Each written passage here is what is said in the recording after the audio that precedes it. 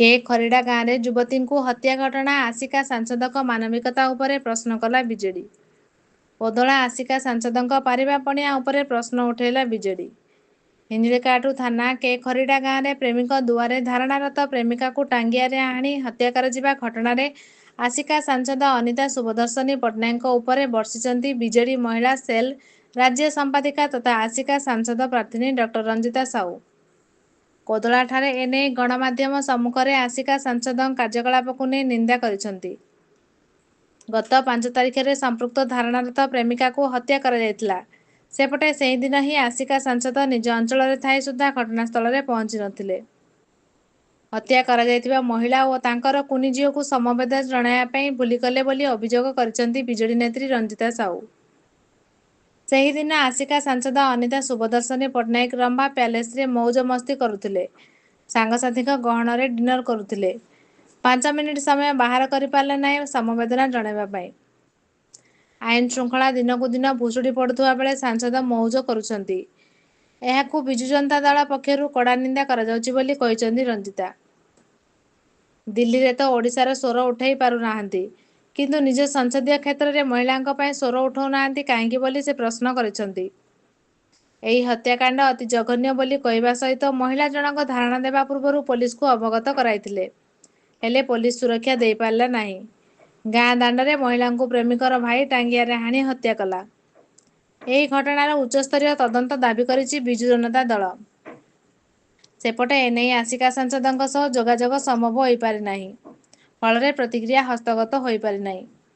गंजाम जिला क्राइम प्रतिनिधि संदेश कुमार साहू रिपोर्ट, ओडिशा दर्पण न्यूज।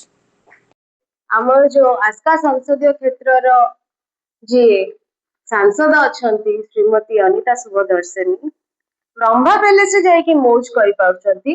रंभा पैलेस रे जाइकी लंच करि पाउछन सांग साथी मानक संगे, किंतु 5 मिनिट काढिकरी तांकर समय रो 5 मिनिट काढिकरी जेहेतु से अंचल रे अछंती, से दिल्ली रे नाहंती, जेहेतु से अंचल रे अछंती 5 मिनिट समय काढी से झियोटार अवस्था कोन अछि, से झियोटा कोठे गलानी, तार अछंती ना नाही कि आगु किमती तार फ्यूचर सिक्योर होबो।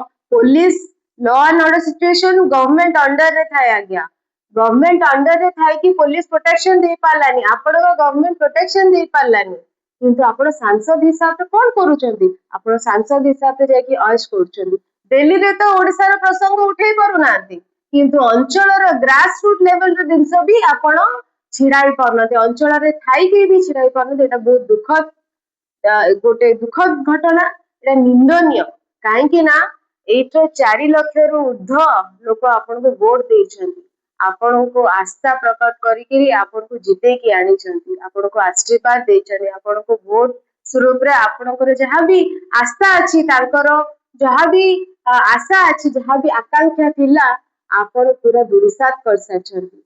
काहेकि ना ए जो घटनाटी एटा बहुत निर्मम, बहुत बर्बरतार चरण सीमा हेलानी। गंजाम जिल्ला रे एप्रिल रे आपण देखिबे 11टा मर्डर, मे मास रे एटा डबल मर्डर, काहेकि ना तांको पेटरे गोटे शिशु भी अछि। आपण तो निजे गोटे मां, निजे गोटे महिला, आपण को कोन किछि लागुनी?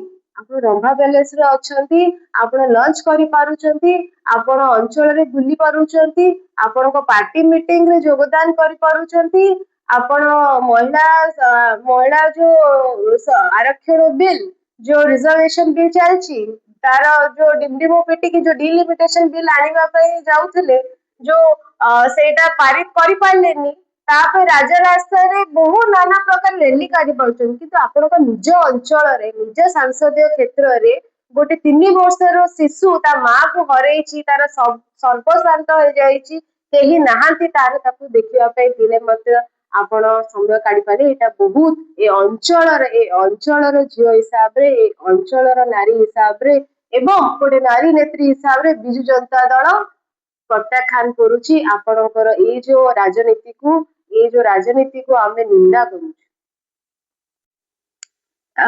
जिल्ला रे आपण जदि देखिबे गोपालपुर भलिया इंसिडेंट घटी, जोटी की विश्व दरबार रे इवन ट्रम्प एडमिनिस्ट्रेशन भी कहले, गोटे एडवाइजरी जारी कले कि Odisha is not safe for women, जे भी जीव निज रिस्क रे जीव। बड़ंगा रे केस हेछि, ଆପଣ ଆପଣ ବାଲେଶ୍ୱରରେ କେସ୍ ହେଇଛି, ଗଞ୍ଜାମ ଜିଲ୍ଲାରେ ବି ବହୁତ କୋଣ ଅଣକୋଣରେ ବହୁତ ରେପ୍ ମର୍ଡର ହତ୍ୟା ହଉଛି।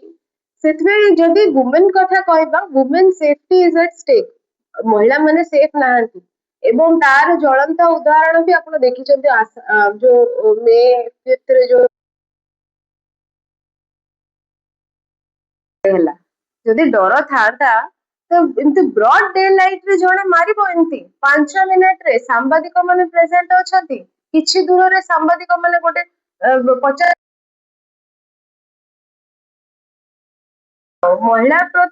ମହିଳା ପ୍ରତି ସେ ରେସ୍ପେକ୍ଟ ନାହିଁ, ଆଉ ମହିଳା ପ୍ରତି ସେ ସମ୍ବେଦନ ଆଉ ନାହିଁ।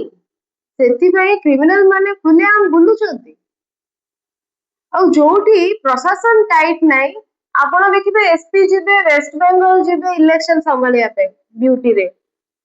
ଏଇଠି କ୍ରିମିନାଲ୍ସ ବଢି ବଢି ଚାଲିଛନ୍ତି। ଆପଣ ଓଡିଶାକୁ ନମ୍ବର 1 କରିବେ ଏମାନେ, ସେଇଠି ଯାଇକି ୱେଷ୍ଟବେଙ୍ଗଲକୁ ନମ୍ବର 1 କରିବେ, ସେଇଠି ଯୋଉଠିକି ଯିବେ ସେମାନେ ସବୁ ନମ୍ବର 1 କରିଦେବେ କହିବେ। ତ ସେଥିପାଇଁ ଆମେ ଯଦି ୱୁମେନ୍ ସେଫ୍ଟି କଥା ହବା, ୱୁମେନ୍ ସେଫ୍ଟି ଏଠି ବିଲକୁଲ ନାହିଁ। ପ୍ରତ୍ୟେକ ଦିନ 15ଟାରୁ ଅଧିକ ରେପ୍ କେସେସ୍ ଏ 2 ବର୍ଷରେ, ଏମିତି ଆମେ କେବେ ଦେଖିନଥିଲୁ କି ପେପର ଖବର କାଗଜ କାଢିବୁ ଏବଂ ଖାଲି ରେପ୍ ରେପ୍ ରେପ୍ ହେଡଲାଇନ୍ସ। ତ ଆଇନ ଶୃଙ୍ଖଳା ପରିସ୍ଥିତି ପୁରା କୋଲାପ୍ସ ହେଇଯାଇଛି ଗଞ୍ଜାମ ଜିଲ୍ଲାରେ। ଗଞ୍ଜାମ ଜିଲ୍ଲାରେ ଆଉ କୋଉ ବି କ୍ରିମିନାଲକୁ ଆଉ ଡର ଭୟ ନାହିଁ। ସବୁ କ୍ରିମିନାଲ ହାତ ବାରିଶ ହେଇଛନ୍ତି ଶାସକ ଦଳର ଏବଂ ସବୁ କ୍ରିମିନାଲ ମାନେ ବିଜେପିର କାହା କଥାରେ କାମ କରୁଛନ୍ତି ଆଇ ଡୋଣ୍ଟ ନୋ, କିନ୍ତୁ କ୍ରିମିନାଲ ମାନେ ତ ବହୁତ ଫ୍ରିଲି ବୁଲୁଛନ୍ତି ଏଠି। ସେଥିପାଇଁ ତ ପ୍ରତ୍ୟେକ ଦିନ ମର୍ଡର ଅପରାଧ ସଂଖ୍ୟା ବଢି ବଢି ଚାଲିଛି। ଏବଂ ବିଗତ ଦିନେ ଆପଣ ଦେଖିବେ ଗୋଟେ ଜନପ୍ରତିନିଧି ଯିଏକି ଶେରଗଡରେ ଯାହା ହେଲା ବ୍ଲକ ଚେୟାରମ୍ୟାନକୁ କିଛି ପିଲାମାନେ କିଛି ବିଜେପିର ପିଲାମାନେ ଆକ୍ରୋଶ ମୂଳକ ହେଇକି ଅଫିସ ଭିତରେ ପଶି ଝିକି ଟାଣି ତାଙ୍କୁ ବାଡେଇକିରି ମାନେ attempt to murder we can ସେ ସମ୍ ହସ୍ପିଟାଲରେ ଆଡମିଟ ହେଇଥିଲେ ଏବଂ ଆଜି ଯାଏ ଆପଣ ଦେଖିବେ ସେ କ୍ରିମିନାଲ ମାନେ ଫ୍ରିଲି ମୁଭ୍ କରୁଛନ୍ତି, ସେମାନେ ଆରେଷ୍ଟ ହେଇନାହାନ୍ତି। So this is the situation in Ganjam.